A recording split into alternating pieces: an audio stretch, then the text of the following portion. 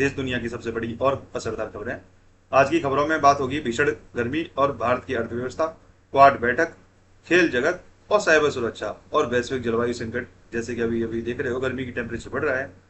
तो जो आज सबसे पहले जो न्यूज निकल के आ रही है वो देश में भीषण गर्मी का कहर, राजस्थान में तापमान 48 डिग्री के पार हो चुका है।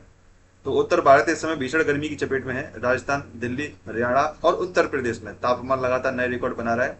राजस्थान के कई इलाकों में तापमान 48 डिग्री सेल्सियस के करीब पहुंच गया है और मौसम विभाग ने लोगों को दोपहर में बाहर न निकलने की सलाह दी है। यहाँ पे डॉक्टरों का कहना है कि हीट स्ट्रोक के मामले तेजी से बढ़ रहे हैं। सरकार ने स्कूलों के समय में बदलाव और अस्पतालों में विशेष वार्ड बनाने के निर्देश दिए हैं। अब यही इसी न्यूज को हम यूपीएससी पर्सपेक्टिव से देखें तो climate change, disaster management, heat wave mitigation policy, urban planning challenges. तो यहीं पे हमारी जो सेकंड न्यूज है वो संयुक्त राष्ट्र की भी इसी के साथ चेतावनी है। 2027 की दुनिया का सबसे गर्म साल बन सकता है। संयुक्त राष्ट्र की मौसम एजेंसी WMO ने चेतावनी दी है कि 2027 दुनिया के इतिहास का सबसे गर्म साल बन सकता है। तो रिपोर्ट के अनुसार एल नीनो प्रभाव और लगातार बढ़ते कार्बन उत्सर्जन के कारण वैश्विक तापमान तेजी से बढ़ रहा है। विशेषज्ञों का कहना है कि यदि समय रहते पर कार्बन उत्सर्जन नहीं रोका गया तो समुद्र स्तर बढ़ने, सूखा, बाढ़ और खाद्य संकट जैसी समस्याएं और गंभीर हो जाएंगी। अब इसी न्यूज में महत्वपूर्ण बिंदु जो है वो क्या क्या है। आर्कटिक क्षेत्र में तापमान सामान्य से बहुत अधिक रहने की संभावना है। कई देशों में जल संकट गहराने का खतरा उत्पन्न हो सकता है और कृषि उत्पादन पर इसका असर देखने को मिल सकता है। इसी के साथ हमारी अब तीसरी जो न्यूज है, भारत दुनिया की तीसरी सबसे बड़ी अर्थव्यवस्था बनने की ओर है। जैसे कि आप देख ही रहे हैं भारत की अर्थव्यवस्था लगातार मजबूत दिखा रही है। कई वैश्विक संस्थानों ने अनुमान लगाया है कि भारत 2027 और 28 तक दुनिया की तीसरी सबसे बड़ी अर्थव्यवस्था बन सकता है। केंद्रीय मंत्री जो कि पीयूष गोयल जी ने कहा है कि भारत का लक्ष्य 2047 तक 35 ट्रिलियन डॉलर की अर्थव्यवस्था बनना है। हालांकि पश्चिम एशिया में तनाव और तेल की कीमतों में बढ़ोतरी भारत के लिए चुनौती बन सकती है। अर्थव्यवस्था के मुख्य क्षेत्र के हिसाब से अगर ये न्यूज को देखा जाए तो यहाँ पर digital India, manufacturing, startup sector और ग्रीन एनर्जी के आधार पर यहाँ पे इसके मुख्य क्षेत्र हैं। अब यूपीएससी पर्सपेक्टिव से देखें इस न्यूज को तो इंडियन इकोनॉमी ग्रोथ मॉडल पे यहाँ पे और एनर्जी सिक्योरिटी और इन्फ्लेशन इम्पैक्ट, ये यहाँ पे 3 मेन पॉइंट है तो इनका भी ध्यान रखें। अब यहीं पर एक अंतर्राष्ट्रीय जो घटना से रिलेटेड एक न्यूज निकल के आ रही है। दिल्ली में क्वाड देशों की जो बैठक हुई थी, भारत, अमेरिका, जापान और ऑस्ट्रेलिया के विदेश मंत्रियों की महत्वपूर्ण बैठक, क्वाड बैठक नई दिल्ली में हुई थी। तो इस बैठक में क्या है, इंडो पैसिफिक क्षेत्र की सुरक्षा, चीन की बढ़ती गतिविधियां और समुद्री सहयोग पर चर्चा हुई थी। तो भारत ने इस मंच पर साफ कहा है कि हिंद महासागर क्षेत्र में शांति और स्वतंत्र व्यापार बेहद जरूरी है। तो क्वाड क्यों महत्वपूर्ण है हमारे लिए, तो यहाँ पे चीन के प्रभाव को संतुलित करता है ये, और समुद्री सुरक्षा को बनाए रखता है, टेक्नोलॉजी और साइबर सहयोग में हमें योगदान देता है, सप्लाई चेन मजबूत करने में योगदान देता है।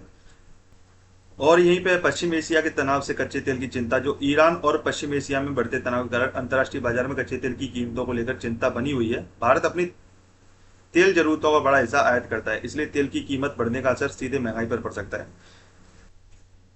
विशेषज्ञ मानते हैं कि यदि हालत बिगड़ते हैं तो पेट्रोल डीजल महंगे हो सकते हैं और शेयर बाजार में गिरावट आ सकती है और रुपयों में भी दबाव पड़ सकता है।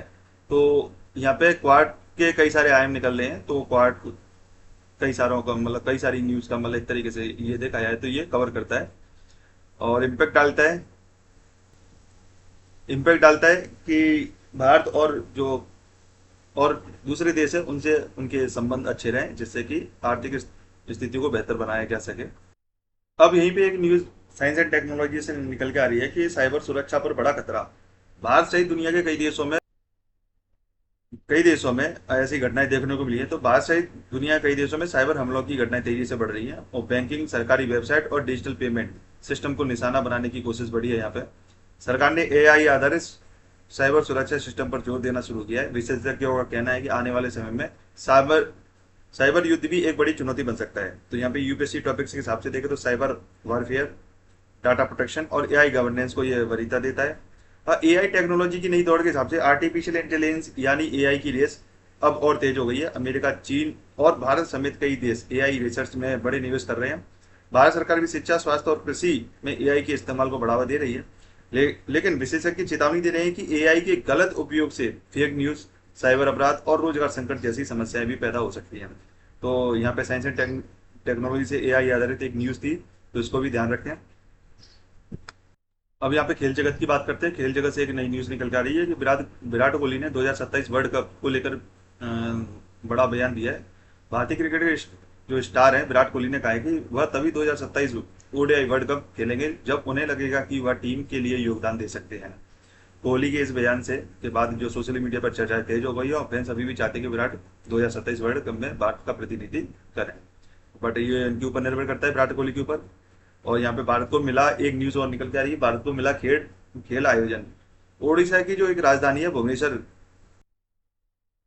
जो भुवनेश्वर है वो ओडिशा की राजधानी, तो 2028 एशियन इंडोर एथलेटिक्स चैंपियनशिप की मेजबानी मिली है इसको।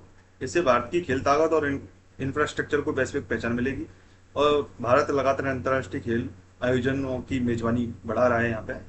तो ये इंपॉर्टेंट न्यूज़ है, ध्यान रखना कि अंतर्राष्ट्रीय एशियन इंडोर एथलेटिक्स चैंपियनशिप ये कहाँ है 2028 में, कहाँ पे होगा, भुवनेश्वर में, उड़ीसा की जो राजधानी है। अब यहीं पे एक इन्वायरमेंट से रिलेटेड एक न्यूज़ निकल के आ रही है कि भारत नॉर्वे ग्रीन पार्टनरशिप जो कि देखने को मिला है। भारत नॉर्वे के बीच ग्रीन स्टैटिक पार्टनरशिप को नई गति मिली है।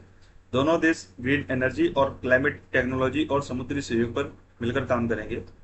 इस साझेदारी का मकसद क्लीन एनर्जी बढ़ाना, कार्बन उत्सर्जन कम करना, सस्टेनेबल डेवलपमेंट को बढ़ावा देना। यहाँ पे इसका महत्वपूर्ण इंपॉर्टेंट इफेक्ट है।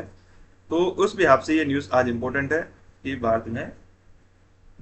भारत और नॉर्वे के बीच जो पार्टनरशिप हुई है तो उसके बिहाफ पे इन्वायरमेंट इकोलॉजी के हिसाब से ये न्यूज़ इंपॉर्टेंट है आज।